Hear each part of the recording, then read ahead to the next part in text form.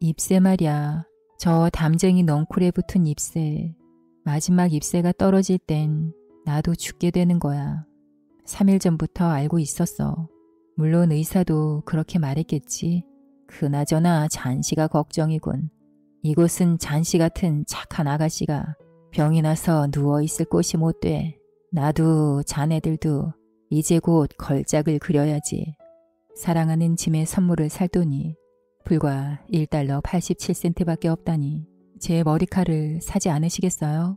하느님, 부디 저희가 아직도 절 예쁘게 여기도록 해주십시오. 누구나 이렇게 생각해왔지. 뭐 서두를 거 없지 않나. 내일도 있는데 이제 저 프러시아인들은 우리에게 이렇게 말할 수가 있는 거야. 뭐라고? 너희는 프랑스인이라며 너희 말도 할 줄 모르고 쓸 줄도 모르는군. 선생님은 벽에 이마를 대고 한참 계시더니 우리에게 손짓했다. 끝났다. 다들 돌아가거라.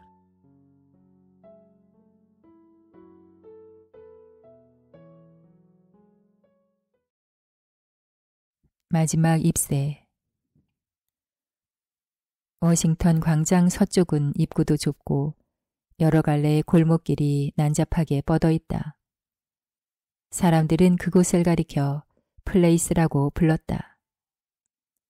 플레이스는 하나같이 기묘한 모퉁이나 곡선을 형성하고 있었다. 하나의 길이 나아가다가 처음의 길과 교차하는 경우도 있었다. 어떤 화가는 이 거리에서 재미있는 사실 하나를 발견했다. 가령 물감이나 종이, 캔버스 대금을 받으러 온 가게 주인이 이 골목에 들어서면 돈을 받아내기 전에 자신이 왔던 길로 되돌아 나가고 있다는 사실을 알게 되리란 점이다. 그날 이후 낡고 허름한 그리니치 마을에 잡다한 예술가들이 모여들기 시작했다. 사람들은 북쪽으로 향한 창과 네덜란드식 지붕 및 다락방과 월세가 저렴한 방을 구하기 위해 골목 이곳저곳을 서성거리기 시작했다. 그들은 6번가에서 백납으로 만든 컵이나 간편한 풍로 따위를 두세 개 사가지고 왔다. 그리하여 이곳에 예술인 마을이 형성되었다. 소아 잔시도 그 많은 예술가들 가운데 하나였다. 그들은 5월 어느 날 뭉툭한 3층 벽돌 건물 꼭대기에 화실을 얻고 생활했다. 수는 메인주 출신이고 잔시는 캘리포니아주 출신이었다. 두 사람은 8번가에 있는 델모니코 식당에서 우연히 만났다. 가볍게 대화를 나누던 중 두 사람은 예술과 샐러드와 신부, 두루마기 같은 소매가 달린 복장에 대해서 서로 취미가 일치하다는 것을 알게 되었다. 그들은 곧 함께 방을 얻고 동거에 들어갔다. 11월이 되자 전염병인 폐렴이 온 마을을 휩쓸고 지나갔다. 덩달아 의사들의 손길도 바빠졌다. 사나운 파괴자는 빈민가를 대담하게 활보하여 많은 희생자를 발생시켰다. 비좁고 이끼 낀 플레이스의 미로 곳곳에서 환자들의 신음이 울려 퍼졌다. 폐렴 씨는 아무리 생각해도 기사도를 아는 노신사라고는 할 수 없었다. 캘리포니아의 부드러운 바람 속에 자란 연약한 잔시도 그만 폐렴의 희생자가 되었다. 잔시는 페인트를 칠한 철제 침대에 누워서 거의 꼼짝도 하지 않고 누워서 지내야만 했다. 잔시에게 있어 유일한 낙이 있다면 조그만 네덜란드식 유리창 밖으로 이웃 벽돌집 벽을 쳐다보는 일이었다. 어느 날 아침 의사가 잔시를 방문했다. 의사는 잔시를 이리저리 관찰하더니 함께 살고 있는 수를 복도로 불러냈다. 살아날 가능성은 거의 희박해. 한 10%쯤 될까. 의사가 담담하게 알려주었다. 10%란 뭘 말하나요? 수가 어두운 얼굴로 물었다. 살아야겠다는 정신력이지. 그녀는 자신이 영영 낫지 않을 것으로 단념을 하고 있어. 뭐 좋은 방법이 없을까요? 힘이 미치는 데까지 서로 노력해봐야지. 일단은 환자가 희망을 잃지 않도록 주의를 기울여야 해. 의사가 돌아간 뒤 수는 화실로 가서 1번째 종이 냅킨이 흠뻑 젖을 정도로 울었다. 얼마 후 그녀는 냉정을 되찾았다. 죽어가는 잔씨를 위해 무슨 일이든 해야 했다. 그녀는 화판을 겨드랑이에 끼고 휘파람을 불며 잔씨의 방으로 들어갔다. 잔씨는 창으로 눈길을 준 채 조용히 누워 있었다. 수는 화판을 반듯하게 놓고 어느 잡지사에서 의뢰받은 사파 그림을 그리기 시작했다. 그녀가 그리는 그림은 소설 중간에 들어갈 그림이었다. 잡지에 연재 중인 그 소설의 주인공은 아이다호의 카우보이였다. 수가 주인공의 화려한 승마복과 모노클을 그리고 있을 무렵 낮은 소리로 중얼거리는 소리가 들렸다. 수는 얼른 일어나서 침대로 다가갔다. 무슨 일이니, 잔시? 잔시는 눈을 동그랗게 뜨고 있었다. 창밖을 내다보며 그녀는 숫자를 거꾸로 세고 있었다. 12, 11. 그녀는 자꾸만 숫자를 낮춰갔다. 19. 수는 무슨 일인가 싶어 창밖을 내다보았다. 뭘 세고 있는 것일까? 인기척 없는 쓸쓸한 앞마당과 20피트쯤 떨어진 이웃 벽돌집의 벽이 눈에 들어왔다. 밑줄기가 울퉁불퉁한 해묵은 담쟁이 넝쿨이 벽 중턱까지 기어오르고 있었다. 차가운 가을바람이 잎새를 떨어뜨려 해골 같은 줄기가 거의 벌거숭이가 된 채 낡은 벽돌에 달라붙어 있었다. 너 뭘 세고 있니? 수가 물었다. 6. 낮은 목소리로 잔씨가 말했다. 점점 더 빨리 떨어지네. 사흘 전에는 100개쯤 있었는데 다 세느라 머리가 아팠지. 하지만 이젠 쉬워. 아, 또 하나 떨어지는구나. 5개 남았다. 뭐가 5개란 말이야. 나한테도 가르쳐줘. 잎새 말이야. 저 담쟁이 넝쿨에 붙은 잎새. 마지막 잎새가 떨어질 땐 나도 죽게 되는 거야. 3일 전부터 알고 있었어. 물론 의사도 그렇게 말했겠지. 그런 바보 같은 얘기가 어딨니? 수는 말도 안 된다는 것처럼 강경하게 부인했다. 철진한 담쟁이 잎새하고 네 병이 낫는 것과 상관이 있을 게 뭐야.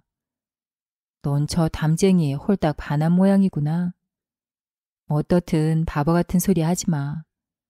의사 선생님이 아침에 그러시더라. 병이 나아질 가능성은 90%에 가깝다고. 자, 기운 내야지. 수프라도 좀 먹어봐. 그리고 나한테 그림을 그리게 해줘. 빨리 그려다 주고 돈을 받아서 너를 위해선 포트와인을, 식욕이 왕성한 나를 위해선 폭찹을 사와야겠으니까. 잔씨는 여전히 창밖을 내다보면서 말했다. 또 하나 떨어졌네. 아니, 스프도 먹고 싶은 생각이 없어. 앞으로 겨우 4개. 어둡기 전에 마지막 하나까지 떨어지는 걸 보고 싶어. 그러면 나도 가는 거야. 잔시, 내가 일을 끝낼 때까지 눈을 감고 창밖을 내다보지 않는다고 약속해주지 않겠니? 그림을 내일까지 갖다 줘야 해. 저쪽 방에서 그리면 안 될까? 잔시가 냉정하게 물었다. 네 옆에 있고 싶으니까 그렇지. 수가 손으로 잔시의 이마를 쓰다듬었다. 마지막 잎새가 떨어지는 걸 보고 싶어. 그걸 기다리는 것도 힘이 드네. 내가 매달려 있는 곳에서 손을 떼고 어딘지 모르지만 뚝 떨어져 가고 싶어. 저 가엾은 철진한 잎새처럼. 잠을 좀 자두렴. 난 배엄한 할아버지한테 늙은 광부모들이 되달라고 부탁해야 돼. 갔다가 바로 오겠지만 내가 올 때까진 움직이지 마. 배엄한 노인은 같은 건물 2층에 사는 그림장이었다. 이미 60이 넘었으며 하얀 머리에다 턱에는 도깨비 같은 수염이 아무렇게나 뻗어 있었다. 그는 예술의 낙오자였다. 과거 40년간 계속해서 손에 화필을 잡고 살아왔지만 아직도 이렇다 할 작품을 그리지 못하고 있었다. 늘 걸작을 그린다 하면서도 아직 한 번도 손을 해지 않았다. 최근 몇 해 동안은 상업용이나 광고 그림밖에는 아무것도 그린 게 없었다. 그는 직업적인 모델을 쓸만한 재력이 없는 이 예술인촌 젊은 화가들을 위해 모델 노릇을 하며 근소한 수입을 얻고 있었다. 그러나 아직도 술만 취하면 아무나 붙잡고 미래의 걸작을 주장했다. 그림을 제외하고 보면 몸집은 작지만 기백이 있는 노인이었다. 수는 아래층에 내려가 어두컴컴한 지하실에서 노간주 열매 냄새를 풍기고 있는 배엄한 노인을 찾아냈다. 방구석 화가에 아무것도 그리지 않은 캔버스가 걸려 있었다. 걸작이 되는 최초의 일피를 25년간이나 기다려온 캔버스였다. 수는 배엄한 노인에게 잔시가 담쟁이 잎새가 다 떨어지면 자기도 죽는다고 하는데 그러다가 정말 생명을 지탱하는 힘이 빠져서 저 가벼운 담쟁이 잎새처럼 허공으로 날아가는 게 아닌지 겁이 난다고 말했다. 듣고 있던 배엄한 노인의 눈에 눈물이 고였다. 노인은 커다란 소리로 잔시의 어리석은 공상을 비난했다. 뭐라고? 담쟁이 잎새가 다 떨어지면 자기도 죽는다고? 그런 바보가 어딨어? 그런 얘기는 듣지도 못했다. 겨우 그런 얘기나 전하자고 날 찾아왔나? 수는 그에게 늙은 광부의 모델이 되달라고 부탁했다. 더욱 가관이군. 나더러 폐인이 된 늙은 광부 모델이 되라고. 왜 하필이면 그런 게 되라는 거야. 딱 질색인걸. 그건 그렇고 잔시가 정말로 그런 생각을 하고 있다면 큰일이군. 수가 딱하다는 듯 대답했다. 아주 낙담하고 있어요. 열이 높으니까 기분이 들떠서 자꾸 이상한 생각이 드나 봐요. 괜찮아요, 배엄한 할아버지. 모델 되기 싫으면 그것도 괜찮아요. 하지만 할아버진 정말 기분이 오락가락해서 믿을 수가 없어요. 배엄한 노인은 더욱 소리를 높여 절규했다. 내가 언제 모델이 안 된다고 했나? 자, 어서 같이 자네 화실로 올라가세. 그나저나 잔씨가 걱정이군. 이곳은 잔씨 같은 착한 아가씨가 병이 나서 누워있을 곳이 못 돼. 나도 자네들도 이제 곧 걸작을 그려야지. 그리고 다 같이 여기서 나가세. 이 골목을 탈출하는 거야. 두 사람은 곧 3층으로 올라갔다. 잔씨는 잠이 들어 있었다. 수는 차양을 밑으로 내리고 배엄한 노인에게 손짓으로 옆방으로 가자고 했다. 두 사람은 거기서 착잡한 기분으로 창밖을 내다보았다. 담쟁이 넝쿨은 정말로 잎새가 몇 개 남아있지 않았다. 두 사람은 잠시 동안 말없이 얼굴을 마주보았다. 시간이 흐르자 차가운 비가 내리기 시작했다. 배엄한 노인은 낡아빠진 파란 셔츠를 입고 바위 삼아 남비 위에 걸터앉아 늙은 광부 포즈를 취했다. 이튿날 아침 수는 눈을 뜨자마자 잔씨의 방으로 갔다. 잔씨는 생기 없는 눈을 동그랗게 뜬 채 내려진 초록색 차양을 쳐다보고 있었다. 커튼을 올려줘. 밖이 보고 싶어. 나지막한 소리로 그녀가 말했다. 수는 어쩔 수 없이 부탁을 들어주었다. 한데 이게 웬일일까? 밤새 쉬지 않고 사나운 비바람이 휘몰아쳤는데도 담쟁이 넝쿨엔 잎새 하나가 여전히 달라붙어 있지 않은가. 그것은 넝쿨에 달린 마지막 한 잎새였다. 잎새 아래쪽은 거무스름한 초록색이고 가장자리는 노랗게 물들어 있었다. 그 마지막 잎새는 땅에서 20피트쯤 올라간 줄기에 용감하게 매달려 있었다. 마지막 한 잎일세.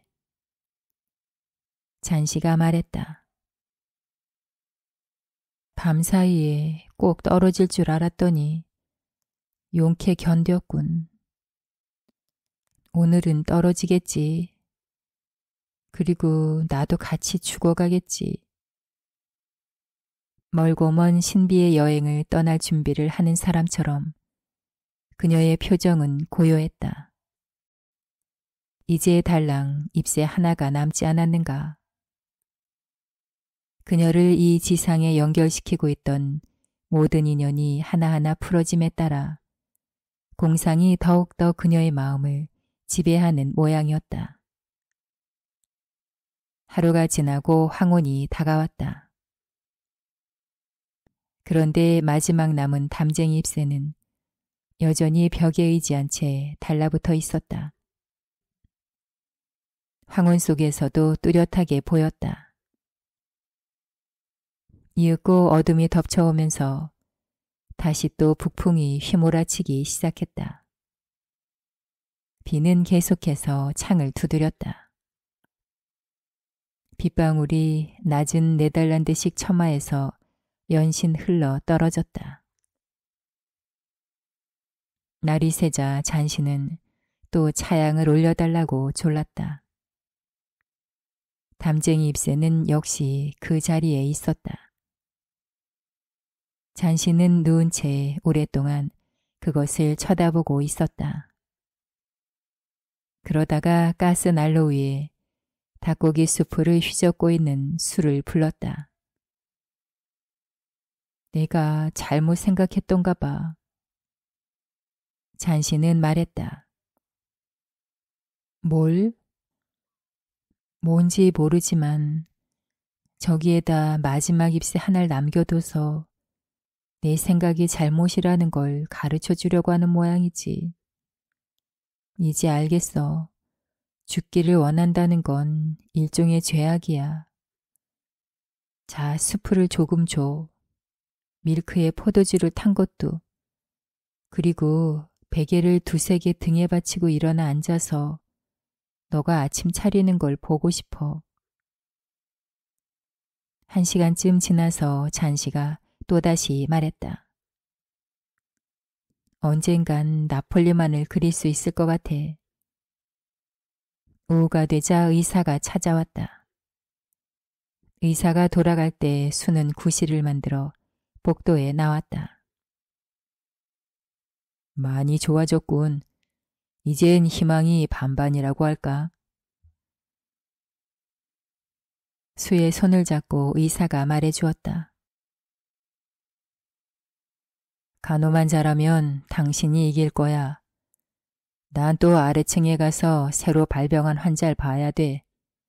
베어만이란 사람인데 그 역시 폐렴이야. 나이도 많고 몸도 약해. 갑자기 병이 난 모양인데 글쎄 어려울 것 같군. 그러나 좀 편하게 누워있도록 오늘 입원을 시킬 작정이야. 그날 오후 잔시는 침대에 누운 채 파란 털실로 별로 필요하지도 않을 것 같은 목도리를 뜨고 있었다. 그때 마침 수가 와서 그녀를 끌어안았다. 내게 할 얘기가 있단다. 말해봐, 수. 아래층에 사는 베어만 할아버지가 오늘 폐렴으로 돌아가셨어. 어제 아침 관리인이 아래층 할아버지 방에 가보니까 신음을 하고 있더래. 구두를 신은 채 누워있는데 옷이 모두 젖어서 온몸이 얼음처럼 차갑더래. 그렇게 비바람이 사나웠던 밤에 어딜 갔다 왔는지 아무도 몰랐다나. 그런데 아직도 불이 켜있는 랜턴, 헛간에서 끌어온 사닥다리, 화필이 두세 자루, 그리고 초록색과 노란색 물감을 녹인 팔레트가 방 안에 흩어져 있더라는 거야. 창밖을 보렴. 저기 벽에 붙은 담쟁이 마지막 한 잎새. 바람이 부는데도 꼼짝도 안 하잖아. 전혀 흔들리지가 않잖아. 잔시, 저게 바로 베어만 할아버지의 마지막 걸작이었던 거야. 마지막 잎새가 떨어진 그날 밤 할아버진 벽에다 새 잎새를 그리고 있었던 거라고. 크리스마스 선물. 가진 돈이라곤 톡톡 털어봤자 $1 87센트가 전부였다. 그중 60센트는 잔돈이었다. 잔돈은 시장에 가서 물건을 살 때마다 채소 가게의 주인이나 푸주간 남자와 얼굴이 빨개지도록 시비를 해서 한 푼 두 푼씩 모은 것이었다. 혹시 틀린 건 아니겠지. 델라는 자그마치 돈을 3번이나 세어보았다. $1 87센트가 틀림없었다. 델라는 허술한 침대에 누워 고민에 빠졌다. 내일은 크리스마스가 아닌가? 그렇다면 이제부터 어떻게 하지? 델라는 푸념을 늘어놓다가 자주 섞인 웃음을 지었다. 그녀는 침대를 벗어나 방 안을 한 바퀴 돌며 생각에 잠겼다. 가구가 딸려있는 그녀의 아파트는 집세가 일주일에 $8였다. 집은 좁고 허름했다. 델라는 자신도 모르게 슬픔이 복받쳐 눈물을 흘렸다. 건물 현관에는 늘 비어있는 우편함이 하나 있었다. 그 옆에는 눌러도 소리가 나지 않는 초인종 단추가 달려 있었다. 초인종에는 제임스 딜링햄 영이라고 쓴 명함이 붙어서 나불거렸다. 딜링햄은 그녀의 살림이 풍족하던 시절의 이름이었다. 당시 남편의 수입은 주급 30달러였다. 수입이 20달러로 줄어든 지금 딜링햄이라는 이름은 희미해져서 잘 보이지도 않았다. 그러나 남편 짐이 집에 돌아와 2층으로 올라오면 그녀는 여전히 뜨거운 포옹으로 그를 맞이한다. 델라는 울음을 그치고 분첩으로 뺨을 두드렸다. 그녀는 창가로 가서 뒤뜰에 잿빛 다미를 걸어가는 고양이를 바라보았다. 내일이 크리스마스인데 짐에 선물을 살 수 있는 돈이라곤 1달러 87센트가 전부였다. 그나마 몇 달을 두고 한 푼 두 푼 모아온 것이었다. 주급 20달러는 어쩔 도리가 없는 일이었다. 지출은 늘 그녀가 생각한 범위를 넘어섰다. 사랑하는 짐의 선물을 살 돈이 불과 1달러 87센트밖에 없다니.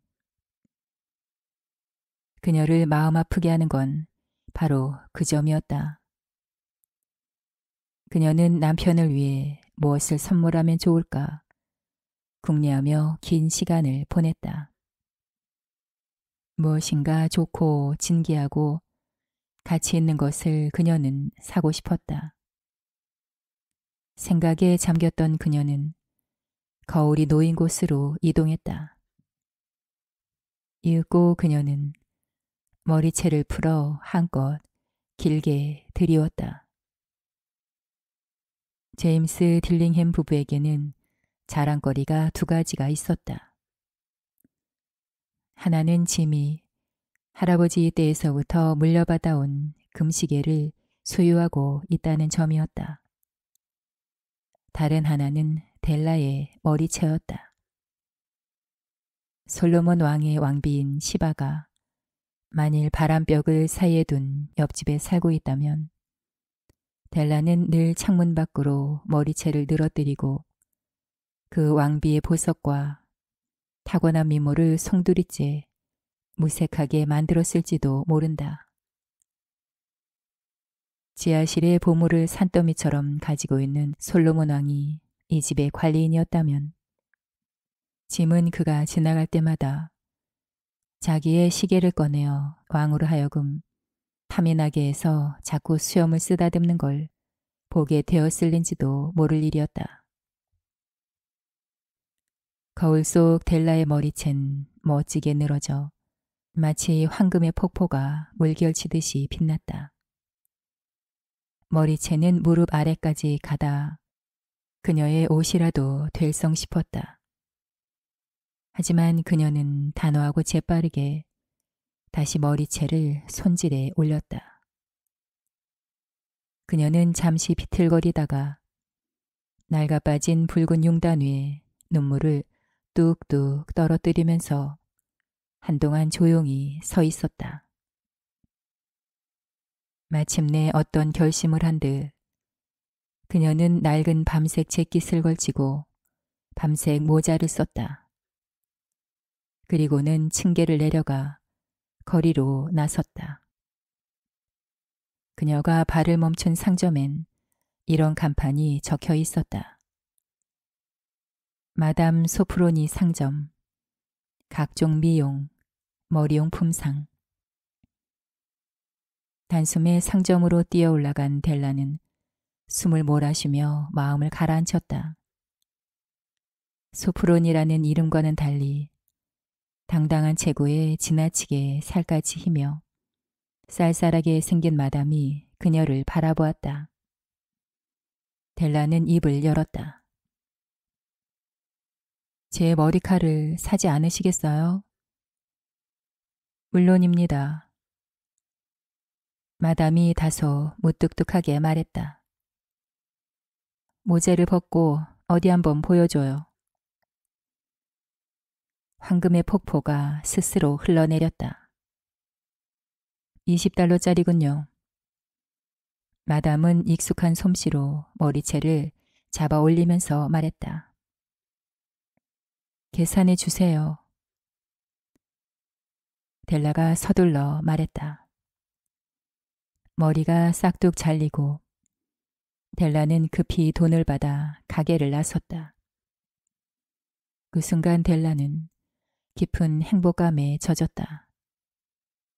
그녀는 짐의 선물을 사러 여러 상점을 쏘다녔다. 그리고 마침내 델라는 자신이 원하는 것을 발견했다. 그것은 정말 남편 짐을 위해 맞춰 놓은 것 같았다. 그것은 백금으로 장식된 시계줄이었다. 시계줄은 실용적이며 아울러 품위가 있었다. 남편의 시계에 꼭 어울리는 좋은 물건임에 틀림없었다. 시계줄 대금은 공교롭게도 $20였다. 그녀는 대금을 치르고 집으로 돌아왔다. 집에 돌아오자 델라의 황홀했던 기분은 어느 정도 가라앉았다. 그녀는 아이런을 꺼내어 짧은 머리카락을 손질하기 시작했다. 짧아진 머리는 그녀를 장난꾸러기 초등학생처럼 보이게 했다. 그녀는 거울에 비친 자기의 모습을 오랫동안 자세히 살펴보았다. 설마 짐이 화를 내진 않겠지. 그녀는 거울을 보며 중얼거렸다. 그이는 날 코니 아일랜드 합창단의 소녀 같다고 할 거야. 하지만 난들 어떻게 할 수 있겠어. $1.87로는 아무것도 할 수가 없었는걸. 저녁이 되자 그녀는 난로불에다 프라이팬을 달구어 폭찹을 만들 준비를 했다.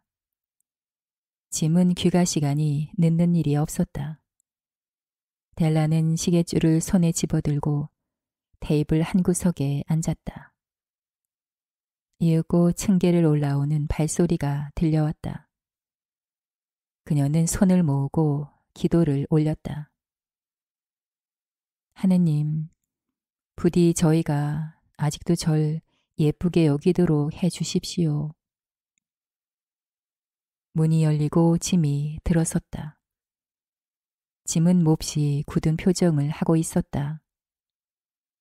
짐은 불과 22살로 가장 노릇을 하기엔 아직 힘이 드는 나이였다. 그는 새 외투가 필요했고 장갑도 없었다.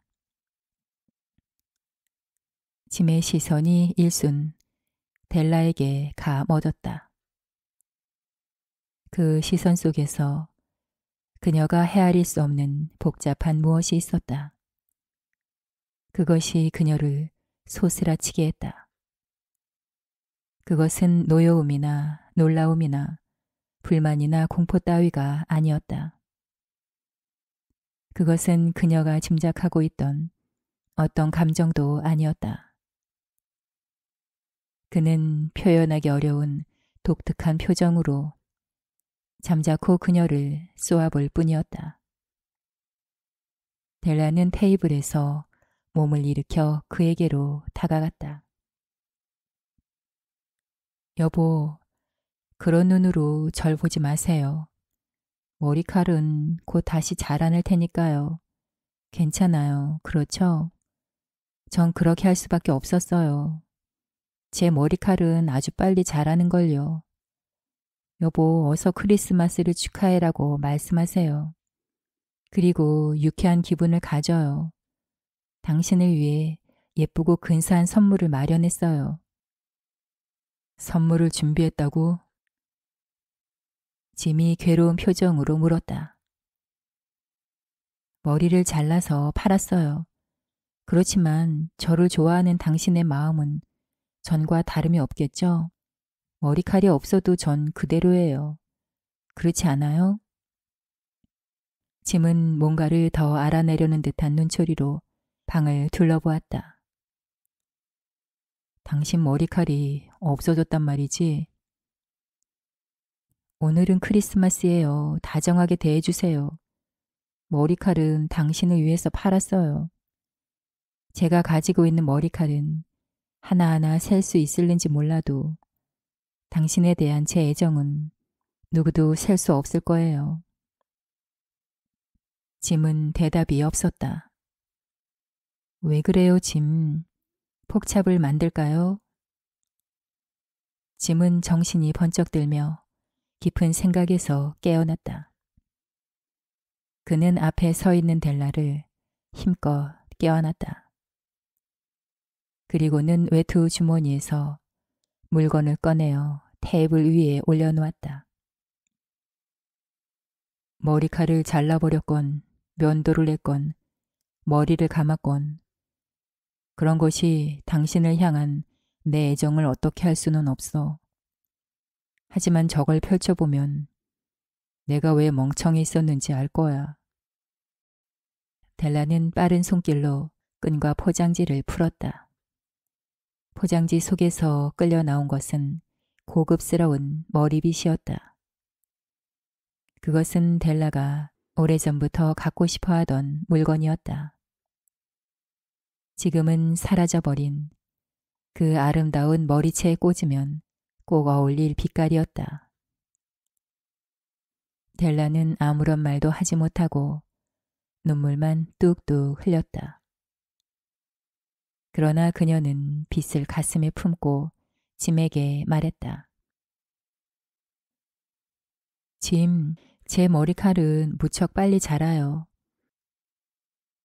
애써 웃으면서 델라는 자신이 준비한 선물을 짐에게 건네주었다. 어때요? 근사하죠? 시계줄이에요. 이걸 구하느라 온통 거리를 쏘다닌걸요. 당신 시계 이리 주세요. 시계줄의 채우 모양을 보고 싶어요. 짐은 시계를 꺼내는 대신 빙긋 웃으며 다시 한번 아내를 껴안았다. 난 당신 머리빗을 사는데 돈이 필요해서 시계를 팔아버렸어. 하지만 이젠 괜찮아. 이렇게 당신이 곁에 있잖아. 자, 어서 폭찹이나 만들어요.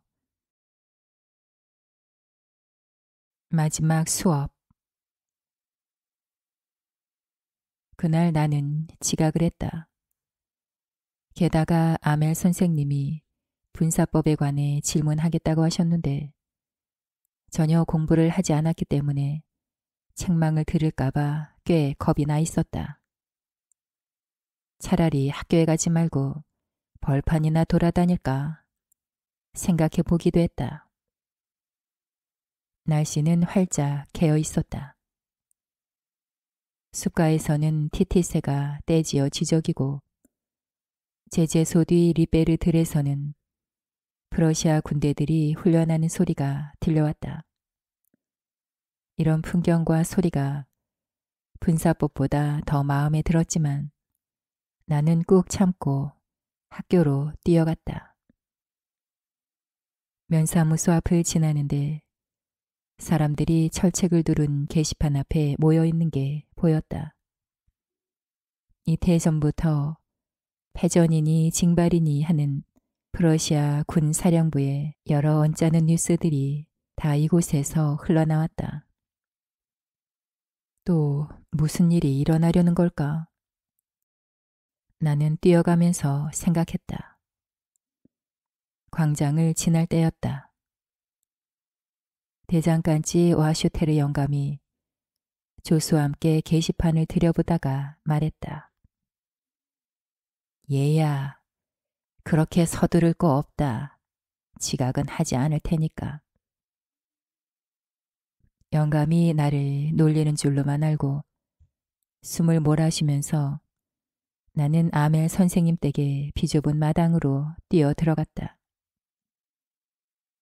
평소에는 수업이 시작되면 을의 책상 뚜껑을 여닫는 소리며 책을 잘 외우려고 귀를 막고 커다란 소리로 읽어 내려가는 소리, 그리고 좀 조용히 해 하고 책상을 마구 두들겨 대는 선생님의 회초리 소리 등이 떠들썩하게 한결까지 들려왔기 때문에 나는 그 법석을 떠는 틈에 살짝 내 자리로 가 앉곤 했다. 그런데 그날은 마치 일요일 아침처럼 조용했다. 열린 창문을 통해 진작부터 자리에 앉아있는 아이들과 그 무서운 회초리를 팔에 끼고 서성대는 아멜 선생님이 보였다. 난 이렇게 조용한 분위기 속에서 문을 열고 들어가 앉아야 했다. 얼굴이 붉게 달아오르고 가슴이 두근거렸을 거라고 생각한다면 오해다. 선생님은 전혀 화를 내지 않고 나를 바라보면서 부드러운 목소리로 말했던 것이다. 프란츠, 어서 네 자리로 가 앉아라. 너를 빼고 수업을 시작할 뻔했구나. 나는 얼른 의자 너머에 내 자리로 가서 앉았다. 두려운 마음이 가시고 나니 선생님이 푸른 프로코트 차림에 가슴엔 주름 잡힌 장식을 달고 수가 놓아진 검은 비단 모자를 쓰고 있다는 걸 알아차릴 수 있었다. 그것은 장학관에 시찰이 있거나 시상식이 있을 때에만 입는 예복 차림이었다. 교실 전체엔 여느 때와 다른 엄숙한 분위기가 감돌고 있었다. 가장 놀란 일은 평소에 비어있던 교실 안쪽 의자에 마을 사람들이 조용히 앉아 있었다는 사실이다. 머리에 삼각모를 쓴 오제 영감과 전 면장, 우체부, 그 밖에 많은 사람들이 있었다. 저마다 슬픈 표정들이었다. 오제 영감은 모서리가 다 헤어진 프랑스어 초보 교재를 무릎 위에 펴놓고 그 위에 커다란 안경을 올려놓고 있었다. 나는 이런 광경을 보면서 그저 어리둥절하기만 했다. 아멜 선생님이 교단 위로 올라가더니 방금 전 나를 맞아줄 때처럼 부드럽고 엄숙한 어조로 말했다.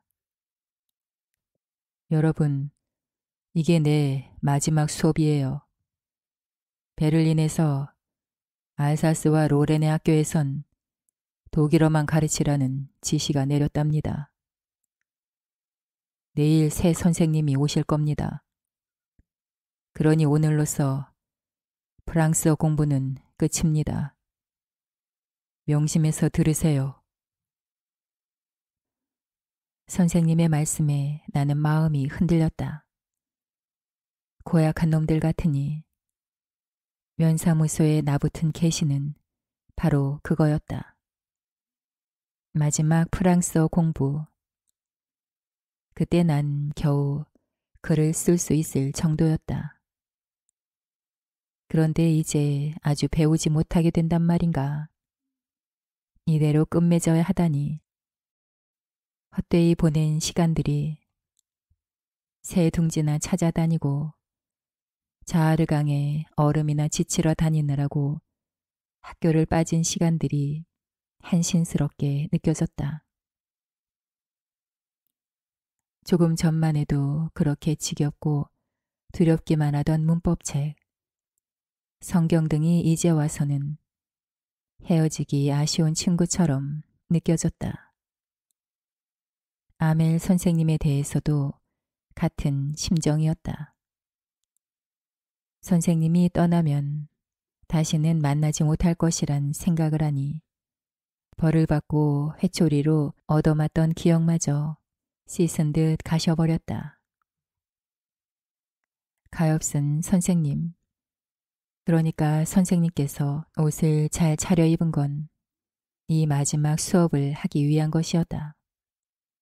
마을 영감들이 교실에 와 있는 것도 그 때문이었다. 그것은 마치 그들이 학교에 좀 더 자주 얼굴을 내놓지 못한 것을 뉘우치고 있다고 말하는 것처럼 보였다. 그리고 또 그것은 우리 선생님이 40년 동안 수고하신 공로에 대해 감사하고 사라져가는 조국에 대한 자신들의 의무를 다하려는 의지도 곁들여 있는 것 같이 보였다. 이런 생각을 하고 있을 때 선생님은 나를 지명하셨다. 내가 외울 차례였다. 내가 그 분사법을 조금도 틀리지 않고 큰 소리로 줄줄 외울 수만 있었던들 얼마나 좋았겠는가. 그러나 난 첫마디부터 막혀버렸다.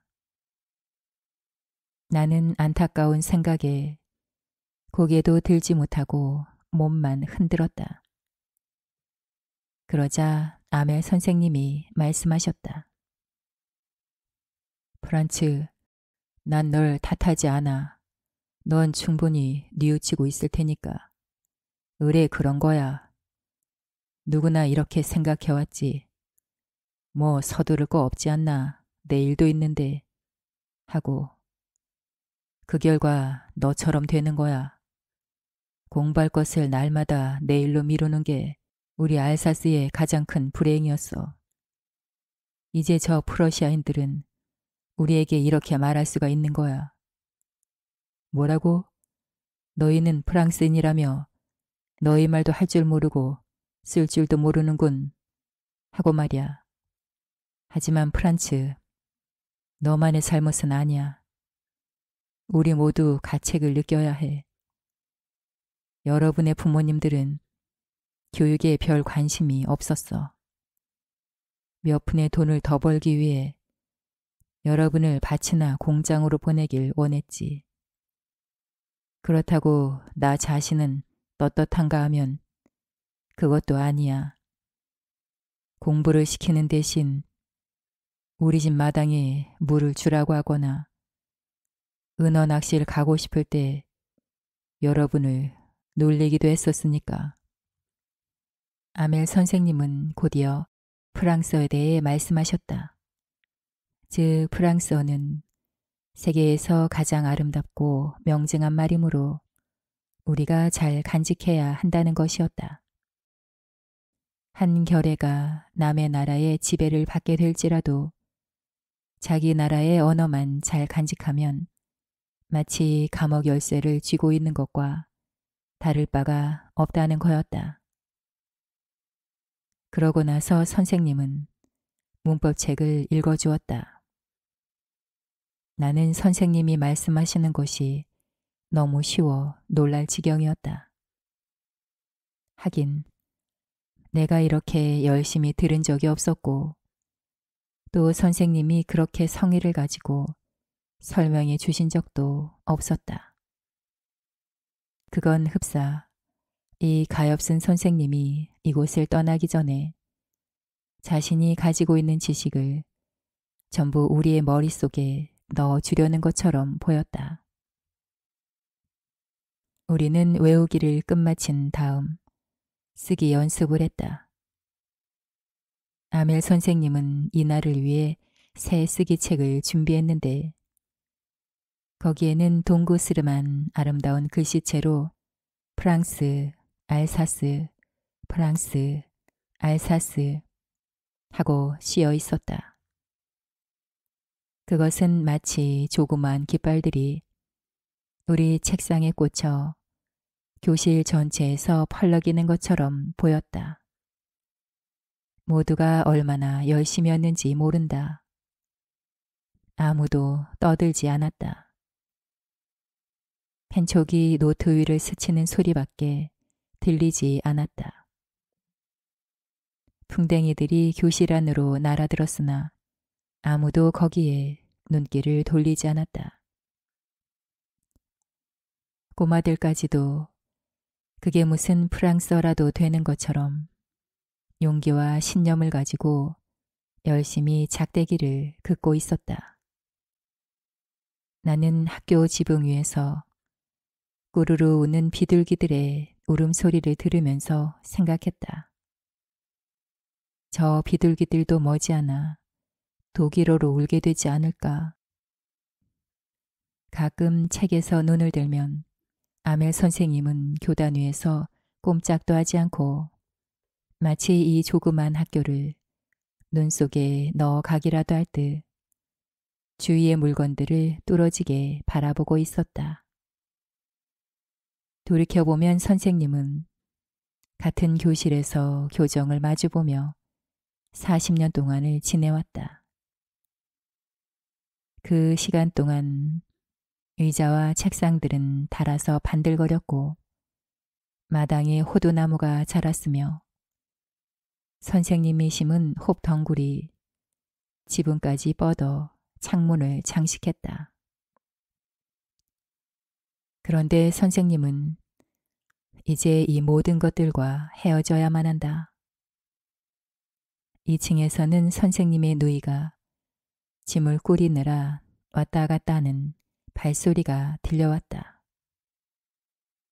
선생님은 얼마나 가슴이 아플까. 이튿날이면 선생님과 그 누이는 이 땅을 아주 떠나야 했다. 하지만 선생님은 수업을 끝까지 계속하려는 각오를 굳게 하고 있었다. 쓰기가 끝나자 다음은 역사 시간이었다.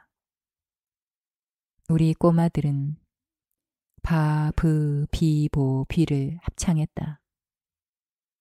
교실 안쪽에서는 오재 영감이 교과서를 두 손으로 든 채 안경을 쓰고 아이들과 함께 한자 한자 띄어 읽고 있었다. 그도 무척 열심이었다. 그의 목소리는 감동한 나머지 조금 떨렸다. 그의 책 읽는 소리가 하도 우스워 우리는 웃어야 할지 울어야 할지 알 수가 없었다. 나는 이 마지막 수업을 평생 잊을 수가 없을 것 같았다. 성당의 괴종시계가 12시를 치더니 이어 앙젤리의 종소리가 들려왔다. 때마침 교실 창문 아래로 훈련을 끝내고 돌아오는 프러시아군들의 나팔 소리가 들려왔다. 아멜 선생님은 창백한 얼굴을 하고 교단에서 일어났다. 선생님이 그렇게 커 보일 수가 없었다. 여러분, 나는 하고 선생님은 말씀했다. 선생님의 목줄을 무엇인가가 죄이고 있었다. 선생님은 말을 다 끝맺지 못했다. 선생님은 흑판을 향해 돌아서더니 백목을 쥐고 커다란 글씨로 이렇게 썼다. 프랑스 만세. 선생님은 벽에 이마를 대고 한참 계시더니 우리에게 손짓했다. 끝났다. 다들 돌아가거라.